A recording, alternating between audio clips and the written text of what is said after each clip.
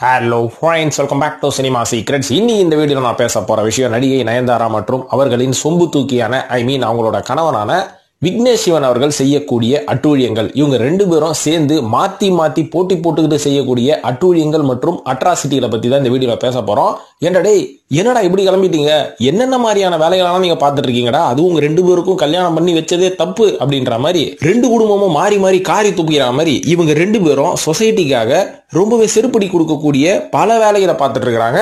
அது என்னன்றது அப்பப்போ சீசனல் டைம்ல வந்து போவோம். அந்த சீசனல் டைம்ல வந்த மேட்டர் எல்லாத்தையும் ஸ்ட்ரெயிட்டா கோத்து ஒரு பஞ்சா வச்சு இந்த வீடியோல நான் பேச போறேன் நண்பர்களே. அதுக்கப்புறம் இந்த வீடியோ முடிவுல இவனுங்களெல்லாம் தமிழ்நாட்டில் வச்சுக்கலாமா வேணாமா, இவனுங்களால நம்மளுக்கு என்ன பிரயோஜனம், இதுல நம்ம லேடி சூப்பர் ஸ்டார் அப்படின்ற ஒரு பட்டத்தை வேற அந்த பக்கம் கொடுத்துருக்கோம், இந்த பக்கம் ஒரு சிறந்த புரட்சி இயக்குனர் அப்படின்ற மாதிரி இவருக்கு பட்டத்தை கொடுக்கலாம்னு நம்ம ரெடி ஆயிட்டு இருக்கோம். இதெல்லாம் உண்மையாவே தேவையா? இவங்க படத்தெல்லாம் நம்ம திரையரங்களை பார்த்து இவங்களை இன்னும் சப்போர்ட் பண்ணா இன்னும் என்னென்ன அட்டூழியங்கள் தமிழ்நாட்டில் நடக்கும் அப்படின்ற ஒரு புரிதல் உங்களுக்கு கண்டிப்பா இந்த வீடியோட முடிவுல வரும்னு நான் நினைக்கிறேன். பாதியிலே பிச்சின்னு போயிட்டா ஒண்ணுமே வராது, குழப்பம் தான் மிஞ்சம். அதுக்கப்புறம் என்ன தான் நீங்க கமெண்ட்ல திட்டுவீங்க. சோ அதனால நேரம் கடத்தாம நேரா வீடியோல போய் இவங்க செய்த அட்டூழியங்கள் என்ன அப்படின்றத விலாவும் வரியுமா நம்ம பேசுவோம். அதுக்கப்புறம் அப்பதான் நம்மளுக்கு ஒரு டெம்ட் வரும் நண்பர்கள். இப்போ வாங்க நேரம் கடத்தாம வீடியோல போவோம். இப்போ இந்த லிஸ்ட்ல முதலாவதா சொல்ல போற அட்டூழியம் சமீபத்துல ஒரு 2-3 நாட்களுக்கு முன்னாடி ஆரம்பிச்சதுல இருந்து அப்படியே நம்ம பேக்ல போவோம். அதாவது என்னன்னு பாத்தீங்கன்னா, இங்க இருந்து விக்னேஷ் சிவன் அவர்கள் வீட்டுல பொழுது போகாம கிளம்பி பாண்டிச்சேரி போயிருக்கிறாரு. நம்மள மாதிரி பயப்புள்ளைங்களாம் பாண்டிச்சேரிக்கு போனா சரக்கை தான் வாங்குவோம். ஆனா விக்னேஷ் சிவன் அவர்கள் கிளம்பி போய் சரக்கு விற்கிற பாரையை வாங்கிடலாம் அப்படின்ற மாதிரி ஒரு ஐடியால போய் இறங்கி இருக்கிறாரு. அந்த மாதிரி ஐடியால இறங்கினது தப்பு கிடையாது. அவர் போய் இறங்கின இடம் பீச்சு பார்த்த மாதிரி இருக்கிற அந்த ரோடு, பாண்டிச்சேரியில நீளமான ஒரு ரோடு இருக்கும் பாத்தீங்களா, ஒரு 2 கிலோமீட்டர் ஸ்ட்ரெச்சுக்கு இருக்கும் அந்த ரோடு. அந்த ரோட்ல இறங்கி ஒரு பாரா வேலை பேசுறதுக்கு ஆரம்பிச்சிட்டு இருக்காரு. காலையில ஆரம்பிச்சு மார்க்கெட்டிங் பண்ணுகிறாரு, சேல்ஸ் பண்ணுகிறாரு. சோ இவரோட சேல்ஸ் எந்த அளவுக்கு போயிருக்குன்னு பாத்தீங்கன்னா, வீடு வீடா போய் நெய் பிஸ்கட் விற்கிற மாதிரி ஒரு பாரையும் ஏறி இறங்கி இருக்கிறாரு. எதுவுமே செட் ஆகல. அம்மணி நயன்தாரா கூட இல்லாம வெளிநாட்டுல இருக்கிறனால வீடியோ கால் எடுத்து அமைச்சிக்கிறாராம். இது எப்படி, இது பாக்குறதுக்கு நல்லா இருக்குதா, எப்படி எந்த மாதிரி இறங்கிட்டு இருக்காங்க பாருங்க. இந்த மாதிரி போயிட்டு இருக்கும் போது ஏதோ ஒரு பார் உள்ள போவேன், அவன் என்ன சொல்லிடுறான், எங்க பார்லாம் விற்கிறது இல்லைங்க, அதனால நீங்க வேற கடையை பாத்துக்கோங்க அப்படின்ற மாதிரி அமுச்சு விட்டானதான் இவர் கண்ணுக்கு வேற ஒரு விஷயம் தென்பட்டு இருக்கு. என்னன்னு பாத்தீங்கன்னா, சீகல் அப்படின்னு சொல்லக்கூடிய ஒரு மிகப்பெரிய ஹோட்டல், 5 ஸ்டார் ஹோட்டல்ல ஏதோ ஒரு ஹோட்டல் சொல்றாங்க, இது பாக்குறதுக்கு நல்லா இருக்குது, இது வாங்கி போட்டா என்ன அப்படின்ற மாதிரி ஒரு ஐடியா பண்ணிருக்காரு. இவர் ஐடியா பண்ணதுக்கு முக்கியமான காரணம் யாருன்னு பாத்தீங்கன்னா, நம்ம தாவேகா வருங்கால முதலமைச்சர் நம்ம தளபதி விஜய் அவர்கள் தான். ஏன்னா தளபதி விஜய் அவர்கள் தான் சமீபத்துல அந்த இடத்துல 99 வருஷத்துக்கு ஒரு பெரிய நிலத்தை, ஒரு பெரிய இடத்தை குத்தகைக்கு எடுத்துக்கிறாராம். அதனால நம்மளும் பாண்டிச்சேரி பீச்சை பார்த்த மாதிரி ஏதாவது ஒரு ப்ராப்பர்ட்டியை வாங்கி போட்டோம்னு வைங்களேன், செம துட்டு பாத்திரலாமே. அதாவது ஒரு 10 வருஷத்துல 100 கோடின்றாங்க. இதெல்லாம் உண்மையா உருட்டா அப்படின்னு தெரியல, ஆனா பல கோடிகள் இவங்க கண்டிப்பா சம்பாதிச்சிடலாம். ஏன்னா அந்த அளவுக்கு அது பிரைம் லொகேஷன். சோ என்ன பண்ணிருக்காரு, இது விஷயமா பேசணும் அப்படின்னு சொல்லி அந்த ஹோட்டலுக்குள்ள போனதுக்கு, யோ இது கவர்மெண்ட் ப்ராப்பர்ட்டியா, கவர்மெண்ட் ப்ராப்பர்ட்டியை பேசுற அளவுக்கு, அதுவும் விலை பேசுற அளவுக்கு நீ பெரிய ஆளாயிட்டியா, யோ எங்கேயா போகுது உங்க தமிழ்நாடு, காலையில கிளம்பி வந்துட்டானுங்க, இன்னி வரைக்கும் மழை பெஞ்சிருக்குது, ஒரு கஸ்டமர் கூட உள்ள வரல, ஒரு டீ கூட விற்கல அப்படின்னு சொல்லி நான் உட்காந்துக்கிறேன், நீ பாட்டு வந்து ஹோட்டல பேர பேசுறியா, பைத்தியம் வெளில போ அப்படின்ற மாதிரி துரத்திருக்காங்க. இதுக்கப்புறம் என்ன பண்ணிருக்காரு, ஓகே இந்த ப்ராப்பர்ட்டியை பத்தி பேசணும்னா நம்ம பாண்டிச்சேரி முதலமைச்சரை சந்திக்கணும் அப்படின்ற மாதிரி கிளம்பி போயிருக்காரு. அவரு பாத்தீங்கன்னா இவர் வர தெரிஞ்சு இவருக்கு முன்னாடியே கிளம்பி போயிட்டாரா. அவர் என்ன தமிழக சிஎம்மா, யூடியூப் காரனெல்லாம் வளர்த்து விட்டு அவனுக்கு பேட்டி கொடுக்கறதுக்கு. சோ இந்த மாதிரி முதலமைச்சர் கிளம்பி போனனால ஓகே நம்ம விளையாட்டுத்துறை அமைச்சரை வந்து கலந்துரையாடுவோம் அப்படின்ற மாதிரி நேரா போய் அவர்கிட்ட போய் பேசியிருக்காரு. என்ன பேசியிருக்காருன்னு பாத்தீங்கன்னா, சார் பீச் சைட்ல ஒரு ஹோட்டல் ஒன்று பார்த்தேன், சீகல்லாம் பாக்குறதுக்கு ரொம்ப நல்லா இருக்குது, அதனால அந்த ஹோட்டல வாங்கலாம்னு ஒரு ஐடியால இருக்கேன், அது பார்த்தா கவர்மெண்ட் ப்ராப்பர்ட்டின்றாங்க, உங்ககிட்ட பேசினாதான் கரெக்டா இருக்கும் அப்படின்னு கேட்டதுக்கு, சார் அதெல்லாம் விற்கிற மாதிரி இல்லை அப்படின்னு பெருந்தன்மையா சொல்லியிருக்காரு.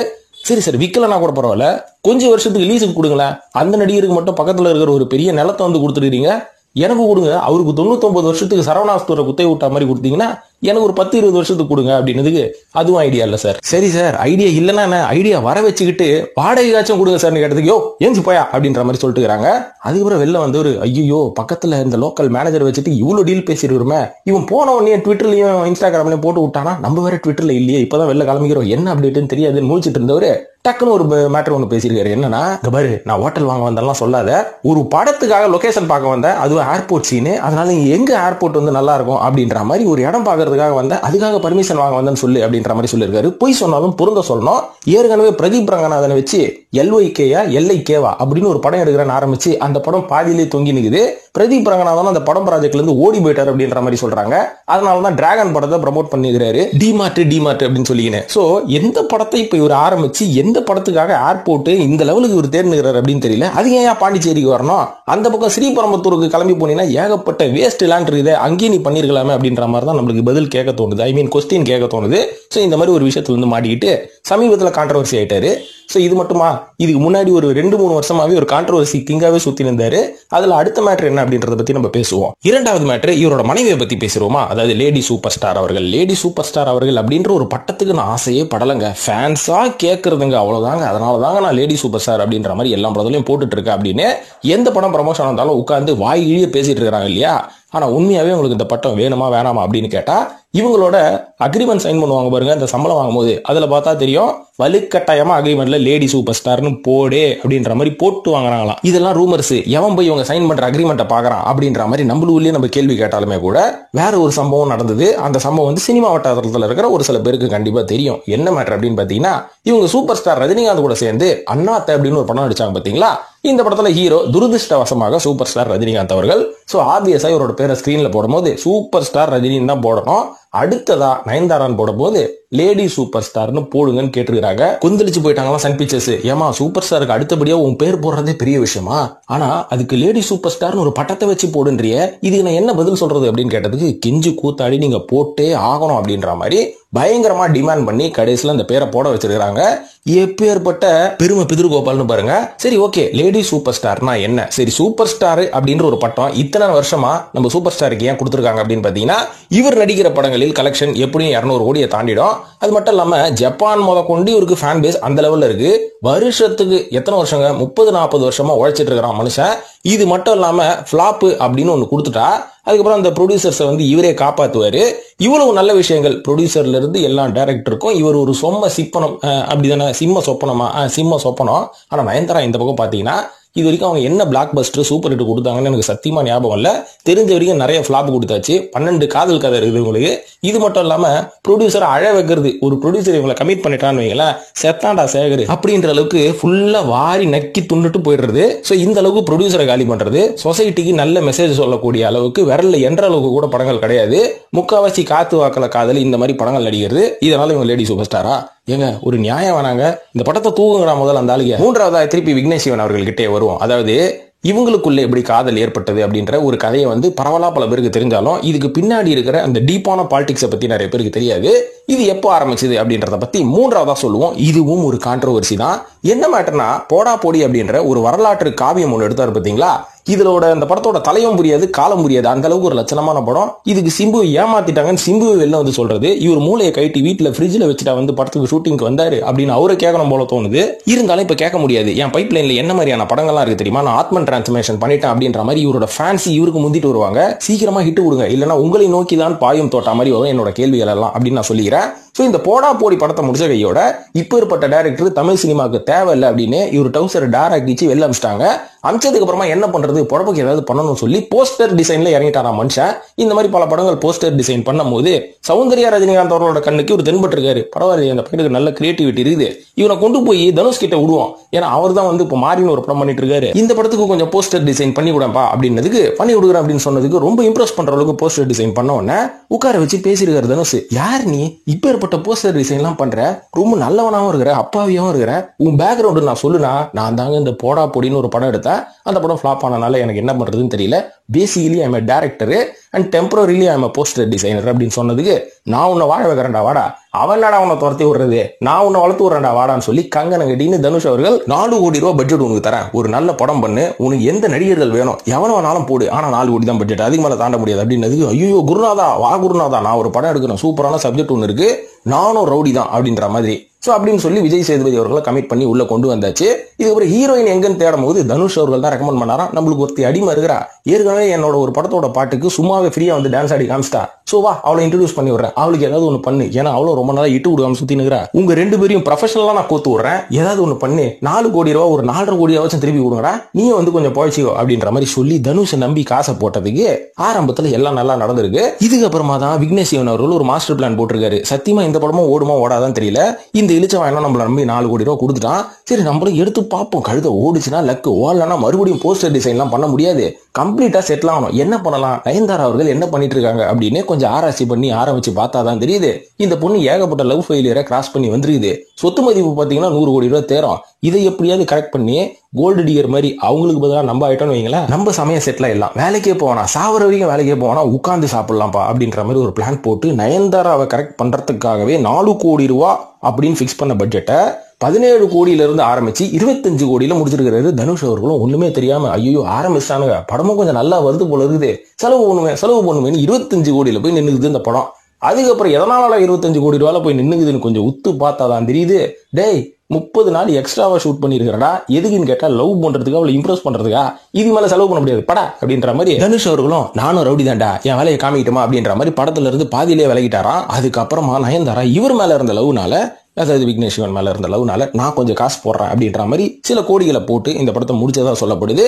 அன்னில இருந்தே இவங்களுக்குள்ள கேங் வார் ஆரம்பிச்சதுக்கு அப்புறம் இந்த படமும் வந்து தெரியாதனமா ஹிட் ஆயிடுச்சுப்பா. ஹிட் ஆனாலும் தனுஷ் அவர்களுக்கு பெருசா வந்து எந்த ப்ராஃபிட்டும் இல்ல, ஏன்னா செலவு தான் ஏத்தி விட்டார்ல இவரு. அதனால வெளில வந்தோடனே நயன்தாராவும் விக்னேஷ் சிவனும் போட்ட பிளான் என்னன்னா, இவனுக்கு எதிராக நம்ம ஒரு கேங்கை ஃபார்ம் பண்ணுவோன்னு சிவகார்த்திகேயன், அனிருத் அப்படின்ற மாதிரி கொஞ்சம் திரட்டி, கீர்த்தி சுரேஷ் இவங்களெல்லாம் திரட்டி வச்சுக்கிட்டு அப்போத்துல இருந்து தனுஷை கலாய்க்க ஆரம்பிச்சுக்கிறாங்க. இதுவும் ஒரு நல்ல பப்ளிசிட்டி தான். கிட்டத்தட்ட எப்படிங்க ஒரு 1.5 வருஷம் இந்த பப்ளிசிட்டி ஓடி இப்போ வரைக்கும் ஓடினே இருக்குது பாத்தீங்களா. நானும் ரவுடி தான் எப்போ ரிலீஸ் ஆச்சு பாருங்க, இன்னும் ஓடுனுது பாருங்க. இந்த மாதிரி பப்ளிசிட்டியா இருக்கிறது கிடைக்குமா? சரி ஓகே, அடுத்ததா இது ஒரு மேட்டர் போட்டோம். அடுத்ததான் 4வதா சொல்ல போற இன்னொரு கான்ட்ரவர்சி இருக்குது. அது என்னன்னா திருமலா திருப்பதி கான்ட்ரவர்சி அப்படின்ற மாதிரி சொல்றாங்க. இது கூட தேவையில்லாத ஆணி, ஆனா திருப்பதி வரைக்கும் நம்ம பாப்புலர் ஆனோம்னா அங்க போய் தான் ஒரு வேலை பார்த்தா தானே அப்படின்ற மாதிரி முடிவு பண்ணவங்க கல்யாணம் ஆனதுக்கு அப்புறம் இவங்க என்ன பண்ணிருக்காங்க, நாங்க போய் கல்யாணம் ஆன கையோட வீட்டுக்கு கூட போகாம திருப்பதியில போய் அங்க கல்யாண கோலத்துல இருக்கக்கூடிய பெருமாளை நாங்க பார்க்க போறோம் அப்படின்ற மாதிரி கிளம்பி போயிறாங்க. கிளம்பி போனது தப்பு இல்ல, போய் சாமியை வழிபடுறது எந்த தப்புமே இல்ல. அங்க போனோடனே அங்க வந்து நம்ம சாமியை பார்க்கறதே பெரிய விஷயம். பார்த்துட்டு கடை நம்ம ஃபேன்ஸ் வந்து டிஸ்டர்ப் பண்ணாம வீட்டுக்கு வந்து சேரணும். இவங்க என்ன பண்ணிருக்காங்க, கோயில் வெளியே மினி போட்டோ ஷூட் நடத்திக்கிறாங்க. யாருங்க உங்களுக்கு பர்மிஷன் கொடுத்தா? அங்க நின்று எல்லாரும் பக்தர்கள்லாம் வந்து கூடி நின்று ரெஸ்ட் எடுக்கிற இடத்துல இவங்க டக்குன்னு ஒரு கேமரா வச்சு போட்டோ ஷூட் பண்ண ஆரம்பிச்சிட்டாங்களா. யார் உங்களுக்கு பர்மிஷன் கொடுத்தா அப்படின்னு கேட்கறதுக்குள்ள கடை 4-5 போட்டோ எடுத்துட்டாங்க. இது மட்டும் தப்பு இல்லைங்க. இதையும் தாண்டி உள்ள தேவஸ்தானத்துக்குள்ளேயே செருப்பு, எதுவும் ஹை ஹீல்ஸ் செருப்பை போட்டு கொடகு நடந்து வரதை பார்த்து அவன் காண்டாயிட்டு இருக்கிறான். உடனே டக்குன்னு திருப்பதி தேவஸ்தானம் இவங்க மேல ஆக்ஷன் எடுக்க ஆரம்பிச்சதுக்கு அப்புறமா ஐயோ ரொம்ப சாரிங்க, நாங்க இதெல்லாம் எதுவுமே எதிர்பார்க்கல அப்படின்ற மாதிரி மழுப்பிட்டு அந்த இடத்துல இருந்து எஸ்கேப் ஆயிட்டாங்க. இனிமேல் திருப்பதி பக்கம் வந்தா லட்டாலே அடிப்பா அப்படின்ற மாதிரி சொல்லி அமைச்சதுக்கு அப்புறம் திருப்பதி பக்கமே போலையா அம்மனியும் அண்ணனும். 5வது கான்ட்ரவர்சி இந்த சமீபத்தில் ஒரு வருஷத்துக்கு முன்னாடி வந்த கான்ட்ரவர்சி. ஏன்னா இவர் வந்து அஜித்தை சைன் பண்ணி அடுத்தது அஜித்தை டைரக்ட் பண்ண போறாரு அப்படின்னு சந்தோஷப்பட்டவனோட காண்டானதும் தான் அதிகம். யோ அஜித், நீ ஏற்கனவே இந்த சிவா கிட்ட மாட்டி சின்ன பின்னமாயி உன் லுக் வயசு கிழப்பையான உன்னை மாத்தி விட்டான். 2வது இவங்கிட்ட போனீங்கன்னா உன்னை காமெடி பீஸ் ஆக்கி விட்டுருவான். அதுவும் ஆவேசம் படம் மாதிரி ஒரு படத்தை எடுக்க போறானா இருந்தாலும் நீ போய் மாட்ட போறியா அப்படின்ற மாதிரி பல பேர் ஆதங்கத்தை தெரிவிச்சாங்க. இருந்தாலும் அஜித் அவர்கள் தான் எப்படியாவது போய் எதுலையாவது போய் சிக்கி பாருல. அவரை பத்தி தான் அந்த காலத்துல இருந்தே தெரியுமே, மட்டமான டைரக்டர் கிட்ட போய் சிக்கிறது தான் இவரோட வேலை. அதனால தான் இவரோட கெரியர் பாதி போச்சு. ஃபேன்ஸ் வந்து இவர் மேல அதிகப்படியான லவ், மனுஷனும் கொஞ்சம் நேர்மையான ஆளு அப்படின்றனால இன்னி வரையும் ஒரு தப்பிச்சு ஓடினுக்கிறாரு. ஸோ ப்ரொஃபஷனல்ல நம்ம ரொம்ப ப்ரொஃபஷனல்ல நம்ம ரொம்ப கேர்ஃபுல்லா இருக்கணும் அப்படின்றத நான் அஜித்துக்கு சொல்லிடுறேன். நீ யாரே அவருக்கு சொல்றது அப்படின்னு கேட்டீங்கன்னா என்னோட சின்ன அனுபவத்தில் சொல்றாங்க, அவ்வளவுதாங்க. ஸோ ப்ரொஃபஷனல்ல அஜித் அவர்கள் ரொம்ப கேர்ஃபுல்லா இருப்பாரு. இருந்தாலும் இந்த ஒரு விஷயத்துல லைட்டா சறுக்கிருப்பாரு. ஆனா எஸ்கேப் ஆட்டார் மனுஷன். என்ன ஆச்சுன்னு பாத்தீங்கன்னா இந்த மாதிரி ஆவேசம் மாதிரி ஒரு காமெடி கலந்த ஒரு ஸ்கிரிப்டை வந்து எழுதுன்னு சொல்லி நான் தான் விக்னேஷ் சிவனை கூப்பிட்டு பேசினேன். அவரும் பாத்தீங்கன்னா கதை எழுதுறேன் கிட்டத்தட்ட என்ன நான் கடவுள் பாலா மாதிரி உட்கார வச்சுட்டாரு. கடைசியில் நானே கூப்பிட்டேப்பா கதை ரெடியாப்பா ஸ்கிரிப்ட் ரெடியாப்பானா இல்ல சார் நான் கொஞ்சம் பிஸியா இருக்கிறேன் அப்படின்ற மாதிரி தட்டி வச்சோன்னா இவன் வேலைக்கு ஆக மாட்டான் அப்படின்ற மாதிரி அஜித் அவர்கள் கொஞ்சம் கொஞ்சமா நகர ஆரம்பிச்சாராம். இதுக்கப்புறமா அஜித் அவர்கள் சொன்ன ஒரு ஸ்கிரிப்டை எப்படியோ டெவலப் பண்ணி வந்து பார்த்த உடனே தான் தெரியுதா இது வேலைக்கே ஆகாத கதராடி, இதுல நான் நடிச்சேன்னா மறுபடியும் நான் மார்க்கெட் இல்லாம போக வேண்டியதுதான், அதனால அந்த கதெல்லாம் வேலைக்கு ஆகாது அப்படின்ற மாதிரி அஜித் அவர்கள் நாசூக்கா விக்னேஷ் சிவன் கிட்ட சொல்லியிருக்காரு. சொன்னதுக்கு அப்புறம் என்னாச்சு, லைக்கா ப்ரொடக்ஷன்ல இருந்து இவருக்கு கால், என்னங்க அஜித் கிட்ட கதை சொன்னீங்களா, அஜித் ஓகே சொல்லிட்டாரா, நம்ம ஷூட்டிங்கை ஸ்டார்ட் பண்ணலாமான்னு கேட்டதுக்கு விக்னேஷ் சிவன் வேற ஒரு பிளே ஒன்று பண்ணியிருக்காரு. என்னன்னா அஜித் ஓகேன்னு சொல்லிட்டாரு, நீங்க சீக்கிரமா வந்து ஷூட்டிங் டேட்டை ஃபிக்ஸ் பண்ணுங்க நம்ம போயிடுவோம் அப்படின்னதுக்கு உடனே லைக்காவும் எல்லா ஏற்பாடுகளும் பண்ண ஆரம்பிச்சிருக்காங்க. லைட்டா அஜித்துக்கு ஒரு கால் பண்ணி கேட்டிருக்காங்க. அதுக்கு அஜித் என்ன சொல்லியிருக்காரு, நான் இன்னி வரைக்கும் எந்த கன்ஃபர்மேஷனும் கொடுக்கல, இந்த கதையில நிறைய மாற்றங்கள் தேவைப்படுது, முடிஞ்சா மாத்திடுவாங்க அப்படின்னு தான் சொன்னேனே தவிர நான் கன்ஃபர்மேஷனே கொடுக்கலங்க, நீங்க போய் உங்க டேரக்டரை செக் பண்ணுங்க அப்படின்ற மாதிரி அஜித் அவர்கள் துரத்தி அடிச்சதுக்கு அப்புறம் லைக்கா சமகாண்டாயிட்டு இருக்காங்க. உடனே கொஞ்ச நாள்லயே தெரிஞ்சு போச்சு இந்த ப்ராஜெக்ட் வந்து அஜித் அவர்கள் பண்ண மாட்டாரு. அஜித் அவர்கள் மகிழ் திருமேனி கூட போய் ஜாயின் பண்ண போறாரு சம்பந்தமே இல்லாம அப்படின்ற மாதிரி ஒரு அனௌன்ஸ்மெண்ட் வந்த உடனே விக்னேஷ் சிவன் அவர்களுக்கு ரொம்ப அசிங்கமா போச்சு. இதுக்கப்புறம் நயன்தாரா அவர்கள் முதுவை சொரிஞ்சு விட்டு நீ போய் கொஞ்சம் பேசுன்னு நயன்தாரா அவர்கள் பேசினாலும் அஜித் அவர்கள் நாசூக்கா விலகிட்டாராம். இல்ல இது எனக்கு செட் ஆகாது, இதுக்கப்புறம் எனக்கு டேட்ஸும் கிடையாது அப்படின்ற மாதிரி. இதனால அஜித் மேலேயும் அவங்க கொஞ்ச நாள் காண்டில் இருந்தாங்க. ஸோ அஜித்தை பத்தி தப்பா பேசினாங்க. இருந்தாலும் நபர் அஜித்தை வச்சு தானே எடுக்க முடியல, அதே மாதிரி வேற ஒரு ஹேண்ட்ஸமான ஹீரோ பிரதீப் ரங்கநாதனை வச்சு நான் எடுக்கிறேன் பாரு அப்படின்ற மாதிரி எல்ஐசின்னு ஒரு படத்தை ஆரம்பிச்சாரு. உடனே சர்ச்சை, ஏன்டா இங்க கவர்மெண்ட் கம்பெனி நடத்திட்டு இருப்போம் எல்ஐசின்னு சொல்லி இத்தனை வருஷமா எல்ஐசின்னு கட்டிக்காத்த பேரை நீ லவ் இன்சூரன்ஸ் கம்பெனின்னு வச்சு தட்டுன்னு போலான்னு பாக்குறியா, பேரை அசிங்கப்படுத்த பாக்குறியா, அதெல்லாம் அந்த பேரெல்லாம் கொடுக்க முடியாது கிளம்பு அப்படின்ற மாதிரி கவர்மெண்ட்ல இருந்து இவருக்கு நோட்டீஸ் வந்ததுக்கு அப்புறம் எல்ஐகே அப்படின்ற மாதிரி மாத்தினாரு. கடைசியில் இவன் என்ன பேரையே மாத்திட்டு இருக்கிறான், நாலு ஹீரோவையே மாத்திடுவான் போல இருக்குன்னு பிரதீப் ரங்கநாதன் கொஞ்சம் சுதாரிச்சுக்கின்னு ஓடி போயிட்டதா சொல்லப்படுது. இப்போ வந்து என்ன பண்றதுன்னு தெரியாம சுத்தி நிற்கிறாரு. அதனாலதான் பாண்டிச்சேரி பக்கம் லைட்டா போதையை போடலான்னு போய் இப்படி மாட்டிக்கிட்டு இப்போ சர்ச்சை ஆயிட்டு இருக்கு. ஆறாவதா இவங்க மாட்டினது மிகப்பெரிய சர்ச்சை. இதெல்லாம் வந்து கண்டிப்பா ஏத்துக்கக்கூடிய விஷயமா அப்படின்ற மாதிரி நம்மளுக்கு தெரியல. காசு இருந்தா என்ன வேணாலும் பண்ணலாமா அப்படின்ற மாதிரி தான் கொஞ்சம் யோசிக்க தோணுச்சு. என்னன்னு பாத்தீங்கன்னா, இவங்க சமீபத்தில் திருமணம் ஆனதுக்கு அப்புறமா இவங்க நேச்சுரல் வேலை குழந்தை பெத்துக்க மாட்டேன் அப்படின்றதெல்லாம் இவங்களோட தனிப்பட்ட விருப்பம். இது வந்து நம்ம பேச விரும்பல. இருந்தாலும் சரகசி முறை அப்படின்ற ஒரு முறையை இங்க லீகலைஸ் பண்ணிருக்காங்களா இல்லையா அப்படின்றது டீட்டெயிலா நம்மளுக்கு தெரியலனா கூட இங்க இருக்கிற இலசுகளை தூண்டி விடும் விதமாக லேடி சூப்பர் ஸ்டாரே பண்ணிட்டாங்க. நாங்க பண்ணக்கூடாதா அப்படின்னு இங்க இருக்கிற பல ஈக்குவாலிட்டி எதிர்பார்க்கிற உமன் எல்லாம் இறங்கிட்டா என்ன ஆகுதுங்க தமிழ்நாடு? இப்பதாங்க தமிழ்நாடு கொஞ்சம் கொஞ்சமா எல்லாமே நடந்துட்டு இருக்கு. அதாவது சரகசி அப்படின்ற முறையில இவங்க ஏன் இறங்கினாங்கன்னா, இளமை போயிடுச்சுன்னா கோடியில காசு வராது அப்படின்ற மாதிரி நிறைய எதிர்பார்த்தாங்க. ஆனா இவங்க செய்யக்கூடியது எவ்வளவு பெரிய ஒரு தவறான விஷயம், அதாவது ஒரு முன் உதாரணம், மற்றவங்களுக்கு வந்து ஒரு தவறான முன் உதாரணமா ஆகும் அப்படின்றதுல இவங்க கொஞ்சம் கூட யோசிக்கவே இல்லை. இவங்களுக்கு தேவை பப்ளிசிட்டி, இவங்களை பத்தி வாய் மென்னுகிட்டே இருக்கணும் யாராவது அப்படின்ற மாதிரி சரகசியில இறங்கினாங்க. இது தப்பா கரெக்டா அப்படின்ற அளவுக்கு விவாதத்துக்கு தான் நான் விரும்பல.